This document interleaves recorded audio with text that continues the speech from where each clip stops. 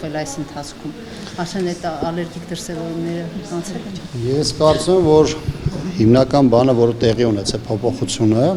օգոստոսին Վաշինգտոնյան այդ պայմաններից հետո, դա բուն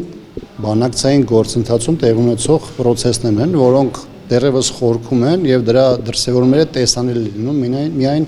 հանրային տարբեր այսպիսի միջոցառումների ժամանակ։ Պատահական չէ, որ այդպիսի կարևոր ինստիտուտ կամ հաստատություն ներկայացնող ամբիոնի մոտից Նիկոլ Փաշյանը ստիպված է լինում արձագանքելու ձևակերպումների, որոնք անընդհատ շրջանառվում են, բայց գործող իշխանությունը անդադ փորձում է քողարկել դրա գոյությունը։ Այսինքն այն, որ նաև այստեղ մեր հասարակական քաղաքական դաշտում խոսվում էր այսպես կոչված Զանգեզուրի Միչանսկի մասին, դա նրանից չէ, որ դա Հայաստանում էր հորինվել, մտածվել, դա նրանից էր, որովհետև դա անդադ շրջանառության մեջ էին մտցնում Թուրքիան եւ Ադրբեջանը, եւ դրանք նաև միջազգային տարբեր հարթակներում հնչեցվող եւ դրա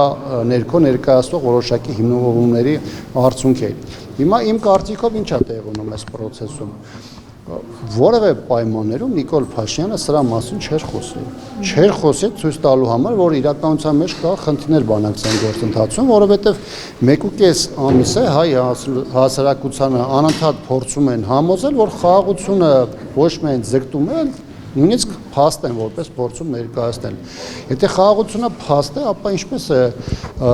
Ադրբեջանի նախագահ օգտագործում բառապաշար, որ օգտագործում էր 1 տարի առաջ, 2 տարի առաջ, 3 տարի առաջ։ Ինչու է այս պարագայում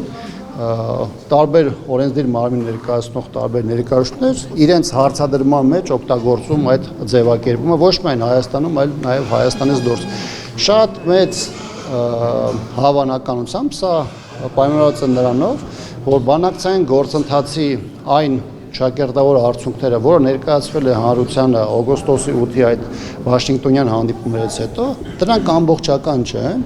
կամ ինչպես մենք ավելի վաղ սրա հետ կապված նշում ենք, տարբեր նաև փորձագետներ, կան պայմանավորվածություններ եւ կան Հայաստանին վերաբերող մոտեցումներ, որոնք զուտ անորոշության մեջ են եւ որոշակիություն չեն ներկայացնում։ Օրինակ, մեկ օրինակ էլ այս մասով բերեմ։ Հիմա տեսեք, այն ինչ որ պետք էր Ադրբեջանին կոմունիկացիայի առումով Հայաստանի տարածքով Նախիջևան ինքնավար հանրապետությանը կապ ապահովելու մասով իրենք ապահովեցին։ Հիմա թե Հայաստանի ինչ կանի, ինչ կառաջարկի, Ադրբեջանը դա այլևս չի հետաքրքրում։ Մեզ վերաբերող առաջնահերթ խնդիրները, որոնք վերաբերում էր գեների, ռազմագեների հարցին, վերաբերում էր Հայաստանի տարածքից ադրբեջանական զորքերի դուրսբերմանը, ոչ մի որոշակիություն չմտցվեց։ Թողեցին դելիմիտացիայի, դեմարկացիայի, անորոշ եւ ժամանակը դեռևս չգիտեն գործընթացի վրա եւ այլն։ Հիմա այս պայմաններում բնական է, չէ՞, Ադրբեջանը օգտագործում է իր հնարավորությունները հաշվի առնելով նաև այն, որ Հայաստանի իշխանությունը վաղուց այլևս բաց քարտերով է խաղում,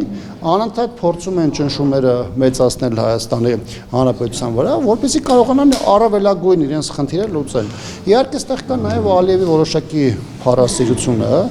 որտեղ մի կողմից Ադրբեջանում գիտակցում եւ արտահայտում են, որ իրենց համար իրենց պատմական եղձեր իրացնելու համար Փաշինյանական իշխանությունը բարենպաստ, առավելագույնս բարենպաստ իրավիճակ է ստեղծել, բայց հաշվի առնելով նաև Իլհամ Ալիևի փառասիրությունը եւ նաև տարածաշրջանային ամբիցիաները, որոշակի դրսևորումներ անընդհատ սրա հետ կապված լինելու է։ Ընդ որում ես մեկ հանգամանք էլ ավելացնեմ, այն, որ Ադրբեջանը հայտարարում է ռազմական բյուջեի մեծացման մասին, այն, որ Ադրբեջանը շարունակում է խոսել ուժի դիրքերից, հայտարարելով, որ միջազգային իրավունքում գերիշխող են մնում ուժի դիրքերից հանդես գալը, սա եւս մեկ հանգամանք է, որը ցույց է տալիս, որ Ադրբեջանը ճնշումները Հայաստանի վրա մեծացնելու է եւ այն, որը արդեն իսկ այն շահերը, որոնք արդեն իսկ զոհաբերել է հանուն Ադրբեջանի, այս պարագայում դրանով կանգ չեն առնելու։ Ադրբեջանը ինչ կարողանալու է, քամելու է, պոկելու է միջև այն պահը, երբ որ Հայաստանի Հանրապետությունը իր ինքնիշխանության առումով ամբողջությամբ այլևս գտնվի թուրք-ադրբեջանական վերահսկելիության դաշտում։